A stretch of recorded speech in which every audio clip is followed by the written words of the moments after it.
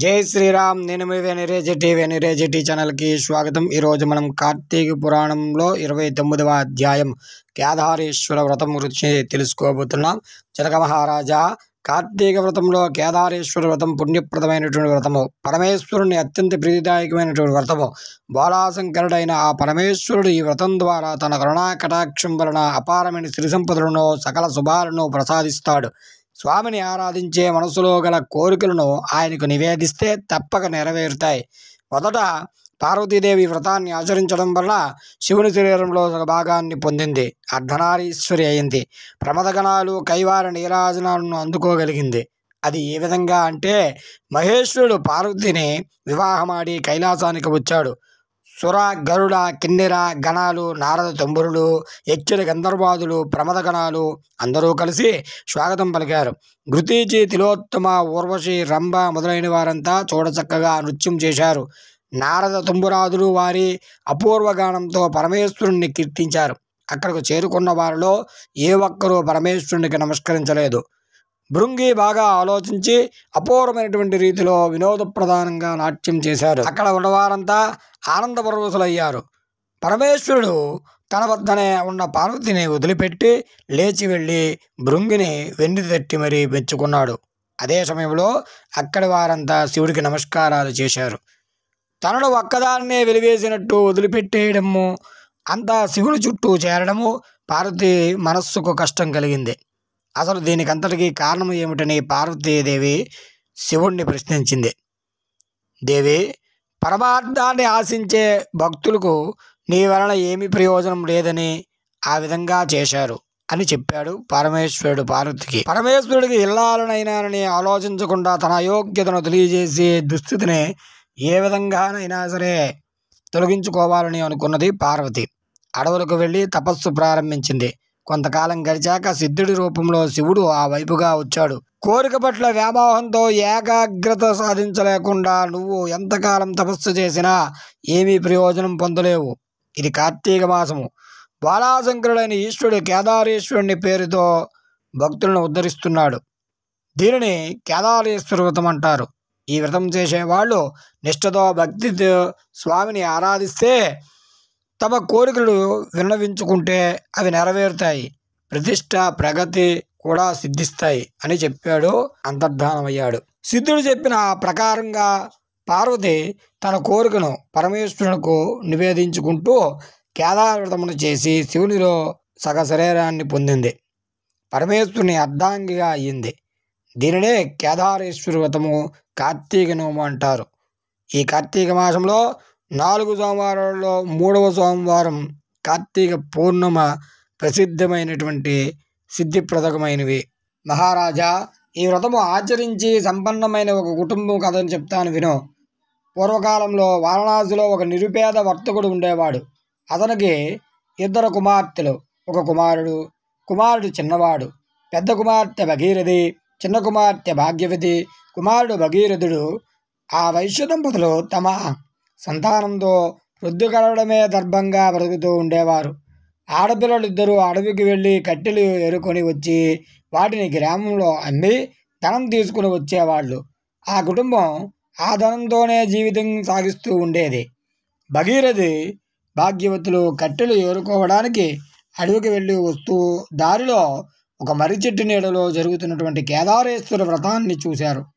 వ్రత విధానాన్ని అడిగి తెలుసుకున్నారు. భక్తి ప్రధానమని చెప్పగా విన్నారు. అక్కడే ఒక చెట్టు క్రింద కూర్చొని పూజ చేసి ఇంటికి తిరిగి వచ్చారు. ఆ రోజున వారి కట్టెలకు ధనం ఎక్కువ వచ్చింది. అదంతా కేదారేశ్వరుని కరుణా కటాక్షమే అని గ్రహించారు. ఆ ఆడపిల్లలు తల్లిదండ్రులకు ఆ విషయం చెప్పారు. కేదారేశ్వర వ్రతం ఇంటిలో చేసుకుందామని తల్లిదండ్రులని అడిగారు. బిడ్డలారా, పూజాద్రవ్యాలకు, దీపధూపాలకు, నైవేద్యాలకు ఖర్చు చేయడానికి తగినంత సొమ్ము మనకు లేదు కదా. ఆ దేవదేవుడికి కరుణ కలిగినప్పుడు తప్పకుండా చేసుకుందామన్నారు. అలా కాదు, భక్తి మాత్రమే ప్రధానమన్నారు. ఆ దేవుడు మనకు అనుగ్రహించిన విధంగానే చేసుకుంటాం అన్నారు అక్క చెల్లెళ్ళు. తల్లిదండ్రులు అంగీకరించారు. ఆ రోజున ఉదయమే గంగా నదికి వెళ్ళి తలస్నానం చేశారు. పచ్చ మంచినీళ్లు కూడా తీసుకోకుండా ఉపవాసం ఉన్నారు. కేదారేశ్వరునికి నమస్కరించుకున్నారు. అడవికి వెళ్ళి పుల్లలు ఏరుకోవడానికి వెళ్ళారు. వస్తూ వస్తూ దారిలో మర్రి చెట్టు ఆకులు, మర్రి పళ్ళు, మర్రి ఊడలు కోసి తెచ్చుకున్నారు. సాయంత్రం ఇంటికి ముందర ముగ్గులు తీర్చిదిద్దారు. పూజ చేయడానికి వేదికను ఏర్పాటు చేసుకున్నారు. పరమేశ్వరుడి చిత్రపటాన్ని పెట్టుకున్నారు. గణపతికి నమస్కరించుకున్నారు. పరమేశ్వరుని పూజించారు. స్వామి, మేము నిరుపేదలం. ఈ మర్రి ఆకులే తమలపాకులని భావించు. ఈ మర్రికాయలనే ఒక్కలని అనుకుని, ఈ మర్రి పళ్ళునే బూరులని భావించి సేకరించు. ఈ మర్రి ఊడలే తారాలను అనుకొని పరమేశ్వరునికి వాటిని నివేదించారు. పూజ పూర్తి చేసుకుని తీర్థం తీసుకున్నారు. చంద్రోదయాన్ని చూసి చల్లగా చూడు తండ్రి అని మొక్కుకున్నారు. ఆ తర్వాత పుల్లలను అమ్ముకొని నూకలు తెచ్చుకోవాలనుకున్న బయలుదేరారు. తమ తట్టలోని పుల్లలు బంగారు పుల్లల్లా కనిపించడంతో అంతులేని ఆశ్చర్యానందాలతో పొందారు. ఆ బంగారు పుడకలు కారణంగా వాళ్ళ స్థితిగతులు మారినాయి. పేరు ప్రతిష్టలు పెరిగాయి. నియమం తప్పకుండా కార్తీక నోములు నోచుకుంటున్నారు. కుమార్తెలిద్దరికీ యుక్త వయస్సు వచ్చింది. సౌందర్యవంతురాలై కుమార్తెలలో పెద్దదైన తూర్పు దిక్కు నుండి ఒకరు, పడమర దిక్కు నుండి మరొకరు వచ్చి చిన్న అమ్మాయిని తమ తమ కుమారులకు భార్యలుగా చేసుకుని వెళ్ళారు. భగీరథయ్య పెరిగి పెద్దవాడయ్యాడు. ఎప్పుడూ వచ్చినట్లే కార్తీక మాసం వచ్చింది. అప్పట్లో పేదతనం వల్ల కార్తీక నోములు అంతంత మాత్రంగా చేసుకున్నాము. ఇప్పుడు మన అంతస్తుకు తగిన విధంగా చేసుకుందామని తల్లిదండ్రులను ఒప్పించాడు. పట్టుదోరాలు పాతవన్నీ తీసేసి పెరట్లోని కాకరపాదు మీదకి విసిరేశాడు. బంగారు తోరాలు చేయించి ఎంతో ఆడంబరంగా ఘనంగా నోచుకున్నాడు. దర్పం బాగా ఉంది, కానీ భక్తి లేకపోవడంతో కేదారేశ్వరుని అనుగ్రహం తప్పింది. సిరి సంపదలు తరిగిపోయాయి. పేదరికంతో మళ్ళీ బ్రతుకు దుర్భరమైపోయింది. తిండి గడవడం కూడా కష్టమైపోయింది. పెరట్లోని కాకరపాదు విరగగాసింది. తల్లి కాయలు కోసి కొడుక్కు చేతికి ఇచ్చి, షావుకారికి ఇచ్చి నూకలు ఏమైనా తీసుకురా అన్నది. గంజి కాచుకుని తాగుదాం అని చెప్పి పంపింది. వాటిని తీసుకుని వెళ్ళి భగీరథయ్య సిట్టి అంగడికి వెళ్ళి, అయ్యా, ఈ కాకరకాయలను తీసుకుని చారుడి నూకలు ఇప్పించండి అని పరిపరి విధాలుగా బ్రతిమలాడాడు. ఈ చేతికాయలు దేనికి అంటూ కసురుకొని కొన్ని నూకలు ఇచ్చి పంపించాడు సిట్టి. సిట్టి ఆ కాయలను ఇంటికి తీసుకుని వెళ్ళి భార్యకి ఇచ్చి పులుసు పెట్టుమన్నాడు. ఆమె ఆ కాకరకాయలను కొయ్యగానే వాటిలో నుండి నవరత్నాలు రాలిపడినాయి.